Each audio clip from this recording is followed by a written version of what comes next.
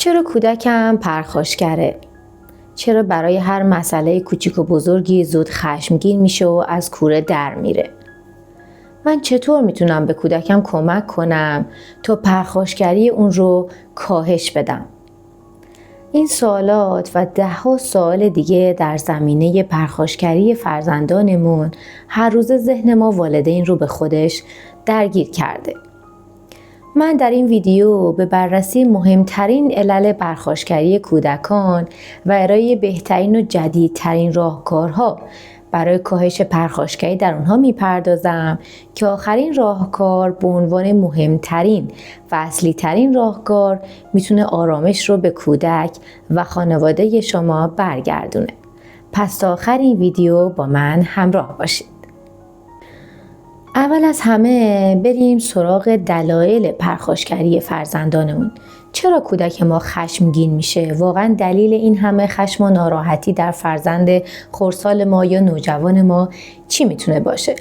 من دلایل خشم رو در فرزندان و کودکانمون به دو دسته اصلی تقسیم میکنم. دلایلی که مربوط میشه به ما والدین و ما ناخواسته باعث ایجاد خشم و پرخاشگری در کودک میشیم. دسته دوم دلایل محیطی هستن، یعنی عواملی که در محیط وجود داره باعث ایجاد این خشم در فرزندمون میشه. و اول از همه شروع میکنم با دلایلی که مربوط به خود ما والدینه، چون همیشه معتقد هستم که فرزندان در واقع آینه تمام قد اخلاق و رفتار و تربیت خودمون هستن. در واقع اگر ساقه گلی رشد نکنه که از اون گلی به وجود نمیاد. پس بیاید اول مثل همیشه دلیل رو در خودمون جستجو کنیم، ببینیم آیا دلیل مشکلی که فرزندمون داره به نحوی با خود ما در ارتباط هست؟ اولین دلیل میتونه مربوط باشه به گفتن جملات سمی والدین به فرزندان. جملاتی که ناخواسته یا ندونسته موقع عصبانی شدن یا ناراحت شدن خودمون بهشون گفتیم. مثل چی؟ مثل اینکه من دیگه دوستت ندارم، من دیگه مامانت نیستم، اگه فلان کارو بکنی من باهات قهرم. این جملاتی که در ظاهر برای ما خیلی ساده هستن، از کنارش میگذریم و مصداق واقعی ندارن، یکی از بزرگترین دلایل ایجاد خشم در کودکمونه. فرزند همیشه فکر میکنه که با کوچکترین کاری ممکنه واقعا پدر مادر خودش رو از دست بده و این استرس و اضطراب در وجودش نهادی نمیشه. دلیل دوم این هستش که زیادی از حد به کارهای منفی کودکمون توجه میکنیم. بیا زیاد به جنبه‌های منفی اون توجه نکنیم و اونها رو بولد نکنیم. گاهی اوقات ما والدین ناخواسته انقدر راجع به یه خصوصیت منفی فرزندمون، مثل حتی همین پرخاشگر بودنش، با بقیه صحبت میکنیم، با همسرمون صحبت میکنیم و جلوی کودک انقدر این مسئله گفته میشه که اصلا فرزند ما فکر میکنه که یکی از بهترین راههای دیده شدنش توسط والدینش همین انجام دادن پرخاشگری و کارهای منفی هستش. بیاید به جنبه‌های مثبتش توجه کنیم. هرچی بیشتر مثبت صحبت کنید، خب مثبت‌های بیشتری رو در کودکتون جذب میکنید واقعا. دلیل سوم برمیگرده به همدلی نکردن یا توجه نکردن به کودکمون. فکر کنید فرزند ما با هیجان تمام‌تر داره راجع به یه قضیه با ما صحبت میکنه و ما به خاطر مشغله کاری که داریم و به خاطر ضیق وقتی که داریم فقط با تایید سرمون و یه تکون دادن ساده سر به اون یه آره و بله میکنیم. این دیده نشدنش توسط ما باعث بروز خشم و ناراحتی در اون میشه. فکر میکنه ما اصلا برای اون اهمیتی نداریم و شروع میکنه به پرخاشگری کردن. و یکی دیگه از دلایلی که به نظرم خیلی مهم هستش و خیلی اوقات ما اصلا بهش توجه نمی کنیم، دعوا و جر و بحث هایی هستش که ما والدین جلوی فرزندانمون انجام میدیم. به هر حال واقعیت این هستش که همه ما انسانیم، تفاوت نظر و عقیده با هم دیگه داریم و پیش میاد که به خاطر اختلاف نظرهامون با هم جر و بحث بکنیم.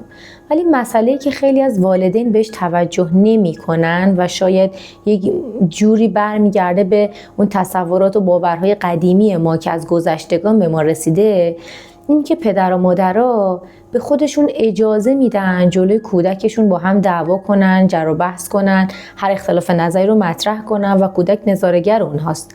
اما یاد نگرفتن وقتی که میخوان با هم آشتی کنن، به هم ابراز عشق بکنن و از هم عذرخواهی بکنن، این کار رو جلوی فرزندشون انجام بدن و همیشه در تنهایی بین خودشون دو نفر این کار رو میکنن. شاید فکر کنید که نه، ابراز عشق و محبت جلوی فرزند به یه طوری ممکنه موجب گستاخ شدن یا بی‌ادبی اون بشه. اما منظور من فقط در حد یک عذرخواهی، در حد در آغوش گرفتن پدر و مادر، در حد ایجاد محبت بینشونه، در حد گفتن جملات محبت آمیز به هم دیگه جلوی فرزنده. چرا فقط فرزندتون رو مستحق این میدونید که جلوی اون جر و بحث کنید، دعوا کنید، باعث اضطراب و نگرانیش بشید، ولی اون رو لایق دیدن عشق و محبت بین خودتون نمیدونید؟ میخواید اون رو همیشه در اون ترس و اضطرابی که در وجودش به خاطر دعوای شما به وجود اومده نگه دارید؟ باور کنید یکی از بزرگترین دلایل خشمگین شدن و پرخاشگری در کودکان همین دعواهای گاه و بیگاه ما والدینه که جلوی چشمشون انجام میشه، اما بعد هرگز نمیبینن که پدر و مادر به هم محبت کنن و با هم دیگه آشتی کنن. دلیل پنجم مربوط میشه به وقت نذاشتن و صحبت نکردن شما با فرزندتون. با فرزندتون زیاد صحبت کنید. زیاد صحبت کردن با کودکتون در مورد مسائل مختلف باعث میشه تا شما شناخت کاملی از روحیات و اخلاقیاتون پیدا کنید. درسته که اون فرزندی هست که در آغوش شما پرورش پیدا کرده، ولی همه ما انسان‌ها خصوصیات و روحیات اخلاقی مربوط به خودمون رو داریم. وقتی که شما بیشتر باش وقت بذارید، باهاش صحبت کنید، از نیازها و خواسته‌های اون مطلع میشید و وقتایی هم که واقعا کودک نیازی داره که حتی بلد نیست اون رو به زبان بیان کنه، شما قبلا انقدر باهاش صحبت کردین که میفهمید منظور اون از خواسته‌ای که الان داره چی هستش. دلیل بعدی این هستش که خودتون به عنوان والد خیلی عصبانی، موقعی که عصبانی میشید از مسئله‌ای باهاشون برخورد نکنید. والدین سختگیر و بیش از حد کنترلگری نباشید. خیلی وقتا کنترلگر بودن، همیشه پرخاشگر بودن و ناراحت بودن باعث میشه فرزند شما هم دقیقاً راهی رو بره که شما دارید میرید. سعی کنید که مواقعی که عصبانی هستید خودتون رو کنترل کنید و به نحوی پرخاشگری رو در کودکتون به این صورت کاهش بدید. مورد بعدی کنترل کردن هوش هیجانی خود ما والدینه. اگه یه روز بلند شیم خوشحال و شاد باشیم، فردای اون عصبانی و ناراحت باشیم و روز بعدی مضطرب و آشفته و نتونیم هیجانات خودمون رو حتی به صورت نمادین جلوی کودک کنترل کنیم، این باعث میشه کودک شما در محیط احساس ناامنی کنه و نتونه به شما به عنوان پدر و مادر اطمینان کامل رو داشته باشه. یکی از دلایل بروز خشم و ناراحتی در فرزند هم میتونه همین نداشتن عدم اعتماد به محیطی باشه که در اون قرار گرفته. مورد شماره 8 عدم تعهد به قول و قراری هستش که با کودکتون گذاشتین. وقتی به کودکتون قولی میدید و قراره برای اون کاری انجام بدید یا اون رو جایی ببرید، اون رو به تعویق نندازید. اون رو فراموش نکنید و پشت گوش نندازید. حتی زمان اون رو هم به تأخیر نندازید. درسته فرزند شما ساعت رو ممکنه هنوز نشناسه، ولی باور کنید حسگرای عجیبی بچه‌ها دارن، یک جوری تنظیم میشن که زمانی که موعد چیزی میرسه واقعا به صورت ناخودآگاه از روی حس ششمشون متوجه میشن. اگر شما به خاطر ضیق وقتی که دارید یا مشکلات دیگه‌ای که دارید اون قول و قراری رو که بهش گذاشتید متعهد نباشید، این هم یکی از دلایل بروز خشم پنهان در فرزندتونه که در مواقع دیگه وقتی یه مسئله دیگه پیش میاد اون رو به صورت ناگهانی و انفجاری از خودش بروز میده، در حالی که نتونسته به شما بگه که واقعا از چه مسئله‌ای ناراحت هستش. دوستای خوبم، قبل از اینکه برم سراغ دلایل محیطی و راهکارهاش رو بررسی کنم، اگر تا اینجای ویدیو لذت بردین خوشحال میشم که ویدیو رو لایک کنید.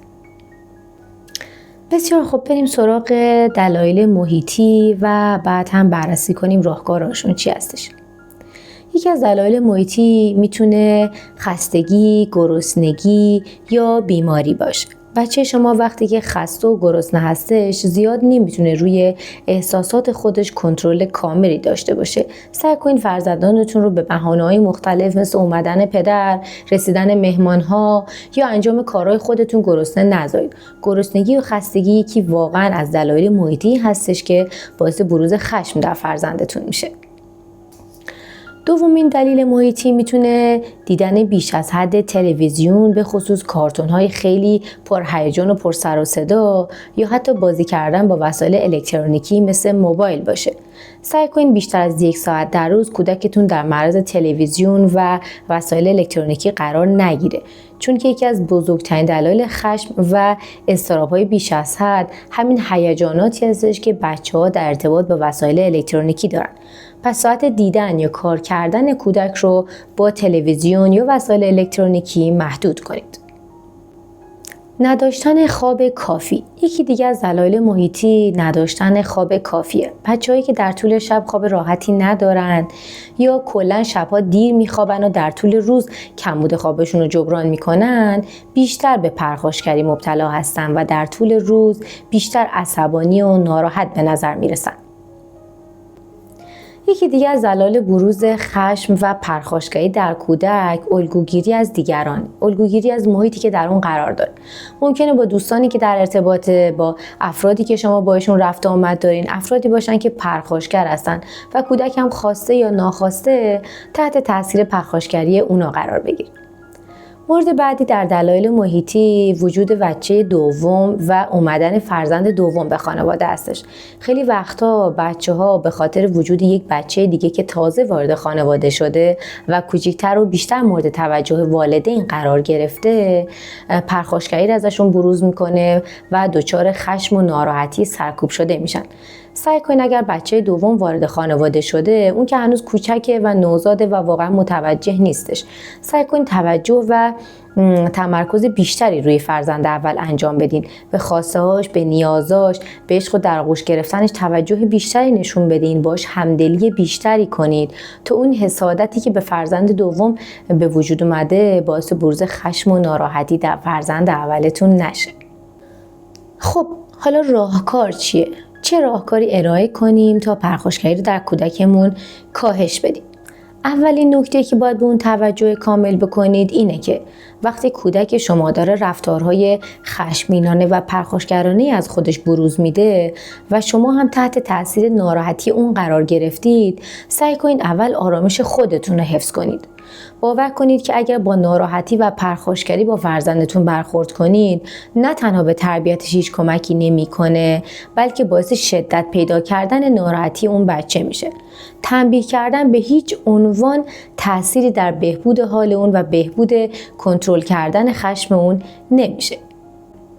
بکی کندی، روانشناس و نویسنده کتاب مشهور نیکسرشت، 3 دلیل عمده رو مطرح میکنه که میگه به این سه دلیل تنبیه کردن فرزند خشمگین هیچ تأثیری در تربیت و اصلاح اون نداره. اولین مورد این هستش که تنبیه کردن هیچ مهارتی رو برای کودک به دنبال نمیاره. یعنی چی؟ فرزندان ما با احساسات مختلفی به دنیا میان، اما راه و روش کنترل کردن و بیان اون احساسات رو نمیدونن. اگر شما کودک رو تنبیه کنید که اون هیچ مهارتی یاد نمیگیره چطور خشم خودش رو کنترل کنه، تنها باعث سرخوردگی اون میشه. دومین دلیل که ثابت میکنه تنبیه کردن هیچ تأثیری نداره بر روی تربیت کودک خشمگین این هستش که فقط باعث خجالت و شرمساری در کودک میشه. این حس خجالت و شرمساری باعث کرختی و سرد شدن بدن بچه میشه و این هم مانع رشد و تکامل مغزی اون و بهبود روابطش میشه. دلیل سوم این هستش که تنبیه کردن به کودک نشون میده که اون بچه بدیه. در واقع کودکان به نسخه از خودشون تبدیل میشن که ما به اونها نشون میدیم و کم کم در معرض ارتباط با ما هستش که هویتشون شکل میگیره. اگر شما مرتب کودکتون رو تنبیه کنید و بهش نشون بدید که فرزند بدیه و بچه بدیه، اون هیچ وقت احساس خوب بودن رو در خودش احساس نمیکنه.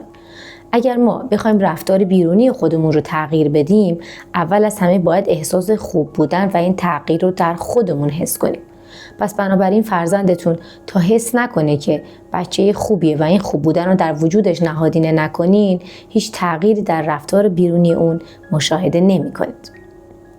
شما تا حالا تجربه تنبیه کردن کودک خشمگین رو داشتین؟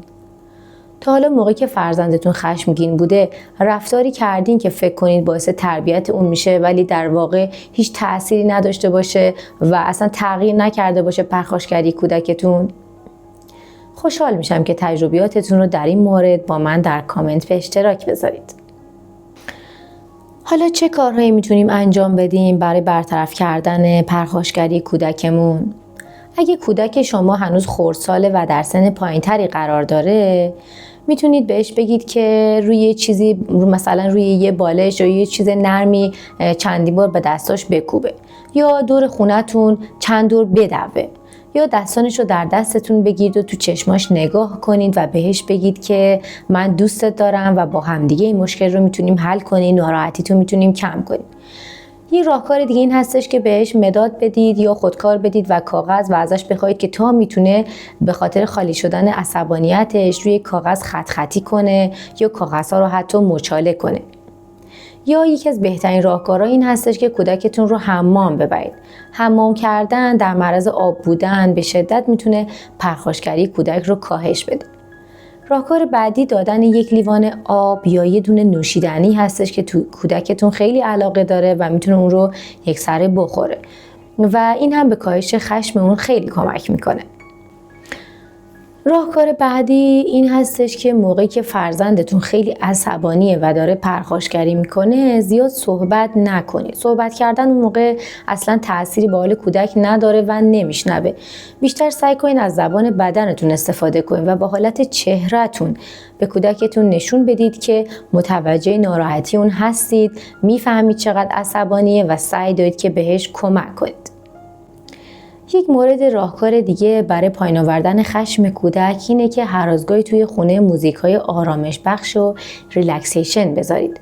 گذاشتن موسیقی همینطور که بر روی ما بزرگسالان تاثیرگذار هستش، حتی برای کودکان خودمون هم تاثیرگذاره، باعث میشه که خشم و ناراحتی اونا کاهش پیدا کنه. راهکار بعدی این هستش که با تحکم باهاش صحبت نکنید. نکن، داد نزن، صداتو بیار پایین. در واقع گفتن این جملات با زبان تحکم برانگیز هیچ تأثیری روی اون نداره. سعی کنید وقتی ناراحته شما با صدای آرومتری صحبت کنید. هر چقدر کودک داد میزنه شما تون صداتون رو بیارید پایین. این باعث میشه که اون مغز اون هم این رو در خودش آنالایز کنه که واقعا هرچی با صدای آرومتر صحبت کنم بهتر میتونم حرف طرف مقابل رو بفهمم و اون هم حرفای منو بشنوه. همچنین دادن یه دونه راهکار پیشنهادی هم به بچه خیلی جواب میده. مثلا بهش یه راهکار ارائه بدید. میخوای برای اینکه ناراحتیت کم بشه مامان همدیگه رو بغل کنیم؟ میخوای برای اینکه ناراحتیت کم بشه با همدیگه نفسای عمیق بکشیم؟ حتی میتونید از خودت سوال کنید. بگید به نظر چه کاری بکنیم که الان میتونه ناراحتی تو رو کم کنه؟ فکر میکنی اگه چی کار کنیم باعث میشه عصبانیتت کم بشه؟ این هم بسیار تاثیرگذار هستش در کاهش پرخاشگری کودکان. در مورد بچه‌های بزرگتر هم میتونید از خودشون سوال کنید و بگید که چه راهکاری ارائه میدن، همین که ازشون بخواید تا قضیه رو برای شما تعریف کنن. تعریف کردن و گوش کردن شما به اونها باعث میشه هم هیجاناتشون کاهش پیدا کنه و همین که بتونن بعد از یه مدتی به قضیه منطقی تر فکر کنن. و در نهایت آخرین راهکاری که به شدت در پایین آوردن خشم و ناراحتی فرزندتون چاره‌ساز هستش و از بروز ناهنجاری‌هایی در آینده مثل اضطراب و استرس هم جلوگیری میکنه، اینی که بارها و بارها به کودکتون بگید که تو بچه خوبی هستی. تو بچه خوبی هستی و الان شرایط باعث شده تو در وضعیت ناراحتی قرار بگیرید. بذارید باور کنه و در درون خودش به این نتیجه برسه که واقعا بچه خوبی هستش. این بهش کمک میکنه تا وقتی با مشکلی در مرحله بعد مواجه میشه اینقدر در خودش این خوب بودن رو ببینه، اینقدر مطمئن باشه پدر مادرشون رو خوب میبینن و بفهمه که واقعا این محیط هستش یا شرایط هستش که اون رو در معرض ناراحتی قرار داده، که سعی کنه از خودش رفتار بهتری رو نشون میده. به مرور اگر این رو تکرار کنید قطعاً معجزش رو در روابطتون و همینطوری رفتار کودکتون میبینید. خشم و ناراحتی رو در زمان کودکی فرزندانتون کنترل کنید، چون اگر نتونید راهکار واقعی برای بچه خشمگینتون پیدا کنید، به مرور این خشم و ناراحتی سرکوب شده از طرف شما برای اون باعث بروز اضطراب و استرس در وجودش میشه که هرچه بزرگتر میشه این استرس با استرس درونی علاوه بر پرخاشگری جزو خصوصیات اخلاقی اون میشه. البته در ویدیوی بعدی به تفصیل در مورد راه‌های جلوگیری از بروز اضطراب و استرس در فرزندان صحبت خواهیم کرد. دوستای خوبم، اگر از ویدیو خوشتون اومده خوشحال میشم ویدیو رو لایک کنید و با سابسکرایب کردن و فشار دادن دکمه زنگوله در هر لحظه مطمئن بشید که از انتشار ویدیوهای جدید مطلع شدید. به امید داشتن روابطی قرین از شادی، همکاری و توازن بین والدین و فرزندان.